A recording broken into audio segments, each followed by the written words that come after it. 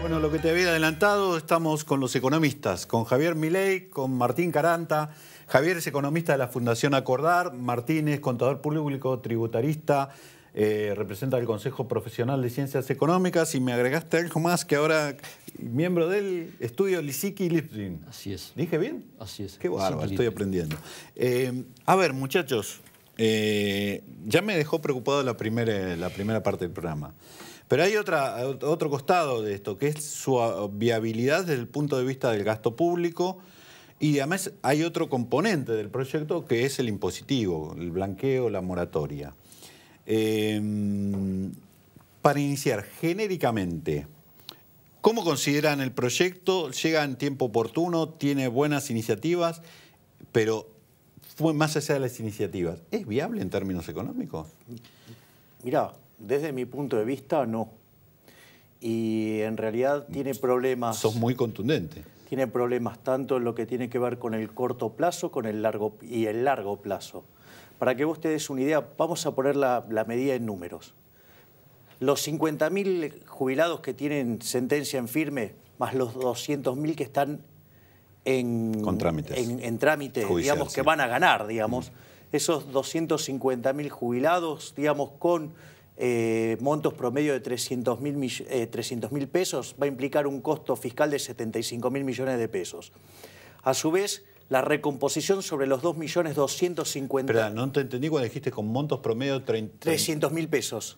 El monto promedio... Del reclamo. Del reclamo. No del haber. No, del reclamo. Está bien, del stock de reclamo. Exacto. Perfecto. Y después tenés 2.250.000 jubilados que le liquidaron mal y que tienen un haber promedio de 7.000 pesos y que le vas a ajustar 35%, y después están estos 250.000 que tienen un haber promedio de 10.000 y que va a implicar 45% de ajuste. Todo eso cuesta 2.2 del PBI. Y además, digo, lo que va a implicar en aumento del déficit fiscal... 2.2 del PBI en plata, ¿cuánto es? Son 162.000 millones de pesos. Hoy. Claro, exactamente, 12.000... Pero eso es para el stock, nada más. No. La primera parte tiene que ver con el stock, la segunda parte tiene que ver con el flujo. Para lo que vas a pagar. Exacto. Para que te des una idea, digamos, el impacto fiscal para este año va a ser de 0,8% del PBI. Porque ya transcurrió más de la mitad del año. Exactamente. Para el año que viene va a impactar en 1,4 y en el 2018 va a impactar 1,7.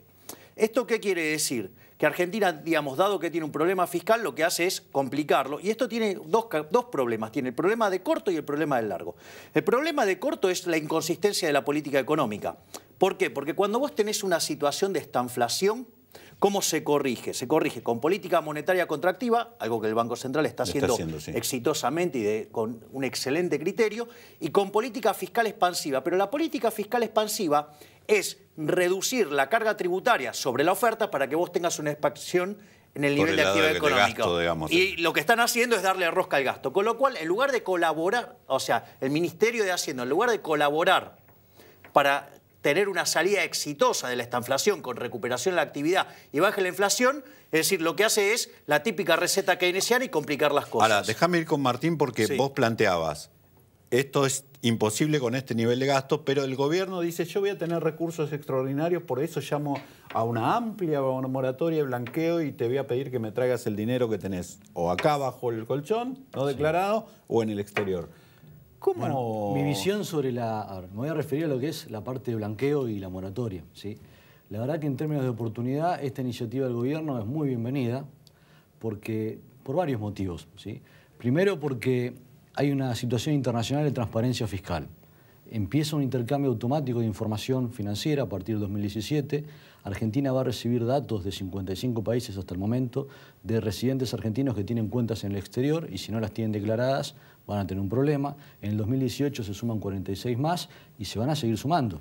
Entonces, o sea, el primer incentivo que vos decís es el garrote. Cuidado porque si la tenés afuera y no la tenés declarada, es muy probable que te agarren ahora. Y ese que te agarren, es como vos decís, exactamente. No solamente tiene consecuencias fiscales de pago de pesos, sino también consecuencias penales por la aplicación de la ley penal tributaria, ¿sí? ¿Y por el lado, hay zanahorias o no? Digo, por eso del garrote y la zanahoria. Sí. Zanahorias hay en lo que tiene que ver al cuál sería el costo de la regularización, ¿sí? Estamos hablando, en principio, de una tasa del 10%. Ahora, la tasa del 10% O es... sea, yo tengo un stock de $100.000 afuera o acá no declarado, le voy a tener que transferir, tributar al Estado $10.000 para que ese dinero quede legalizado. Exactamente. Si vos lo comparás contra el costo que hubiese tenido una persona de hacerlo en forma regular, sería el 35% de ganancias, ¿sí? Y en algunos casos el IVA. ¿Sí? Pero ese 10% no siempre es así. Por ejemplo, si estamos hablando de inmuebles, ya sea en el país o en el exterior no declarados, el costo fiscal es del 5%. ¿Sí? Y para pequeños contribuyentes, es decir, gente que tenía sin declarar un monto de hasta 305.000 pesos, la tasa de regularización, la tasa de blanqueo de este impuesto especial es 0. A su vez, hay una tasa del 0% para gente que tenga dinero en el exterior sin declarar y lo aplique a la compra de ciertos títulos públicos que va a sacar el Estado, donde si a ese título lo mantiene por 3 años, no va a cobrar ningún interés, pero va a pagar 0 del impuesto especial, y si lo mantiene por 6 años, los primeros 2 años no tiene cupón de intereses, claro, y los otros 4 el 5%. Pero son intransferibles esos títulos, o sea, no los van a poder negociar tampoco en el mercado, digamos, por se los ese tiene plazo que quedar. Por ese plazo no. Ahora, este paquete es una ley ómnibus de la que se está hablando, es un proyecto, ¿no? Vienen también con un beneficio de moratoria. ¿Sí? ¿Qué quiere decir esto? La posibilidad de regularizar deudas fiscales cuando no hay bienes sin declarar, cuando estamos hablando de cuestiones técnicas o evaluaciones, a una tasa mensual muy beneficiosa, que es el 1,5%, pagando solamente un anticipo del 5%. ¿Sí? Bueno, esto para solucionar. Ahora, ¿por qué llegamos acá? Ahora, pero déjame preguntarte, ¿sos más optimista con el blanqueo o con la moratoria? Vos dijiste que llegan una buena oportunidad, digamos, en términos de oportunidad dijiste que es el momento. ¿Sos más optimista con el blanqueo o con la moratoria? El gobierno dice que si... Mirá, creo que el blanqueo... Consigo $20.000 millones, que en los términos de que vos planteabas, traducido a pesos, estaría 300.000 millones. Esos son 162.000 millones de pesos o 12.000 millones de dólares, digamos lo que es estas cuestiones. Lo que pasa es que una tiene que ver con los stocks, que es la parte que vos podés mapear, y otra parte es el problema del flujo. Que te generaste un gasto futuro mayor. Futuro, exacto. Entonces, lo que pasa es que también el gasto futuro mayor, digo, lo vas a tener en el sentido que es deuda que vas a tener que enfrentar o documentar en algún momento. Sí, la vas a tener que estoquear con bonos, lo que sea, como se hizo antes. Los famosos Bocón eran de... Sí, eran los bonos de consolidación previsional. Entonces estaban toda la familia de los PRE, que se los llamaba. Claro. Pero igual, digamos, a mí, digamos, volviendo a este punto que vos mencionaste al inicio, es la no sostenibilidad del sistema per se, ¿no? Porque uno lo que tiene que entender es la contracara que esto tiene en el mercado laboral. Vos pensás que hoy en Argentina hay 17 millones de personas que trabajan y 1,5 millones que están sin empleo, ¿no? Ahora, de estos 17 millones que trabajan, ¿sí? 4 millones son empleados del sector público, 4 millones son empleados en negros del sector privado y 9 millones son empleados en blanco del sector privado.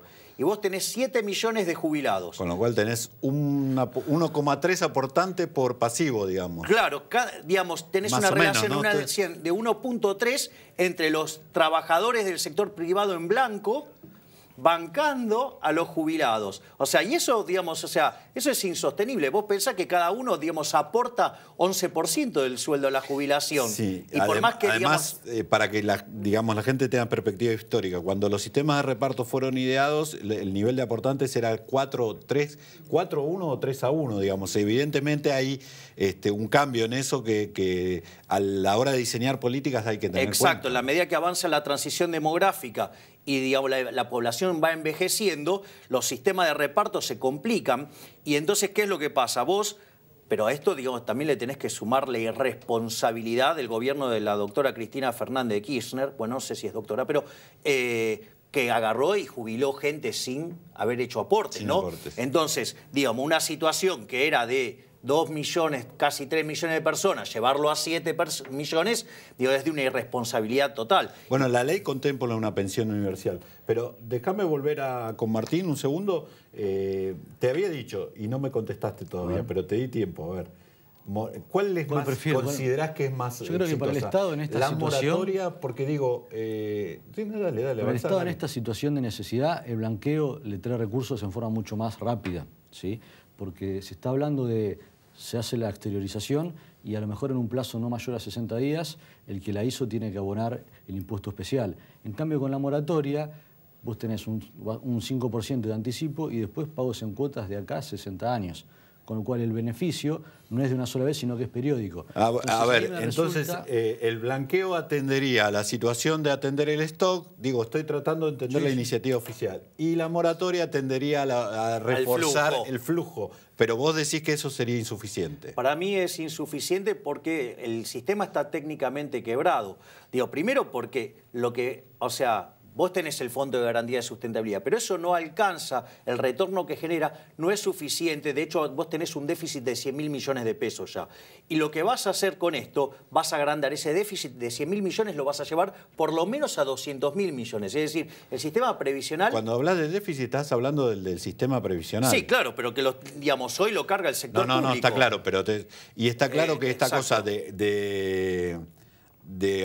para financiarlo, agregarle, qué sé yo, impuestos a los combustibles o no es una salida, porque ya nos ha demostrado que nos ha perjudicado en términos económicos, macroeconómicos y de competitividad. Yo te diría, bueno, ese es el punto que me gustaría levantar. Está perfecto lo que levanta Javier, porque, a ver, hoy la presión fiscal, cuando sumás nación, provincias y municipios, es 53% del PBI en el promedio. Quiere decir que este Estado ha generado una nueva forma de esclavitud, que es el esclavo contribuyente. Es decir, hoy nosotros somos esclavos de la corporación política. Y no solo que somos esclavos de la corporación política, ¿sí?, sino que además de tener esta presión fiscal que excede aún la de los países nórdicos, tenemos como contraprestación de esos servicios africanos y políticos muy ricos. Sí. Y la contracara de todo esto es que tenés una economía que con tanta presión fiscal no es competitiva. Entonces, hoy hay toda una discusión, por ejemplo, sobre si el tipo de cambio está atrasado o no, cuando tenés tipo de cambio libre, y en realidad el problema es que las empresas no son competitivas,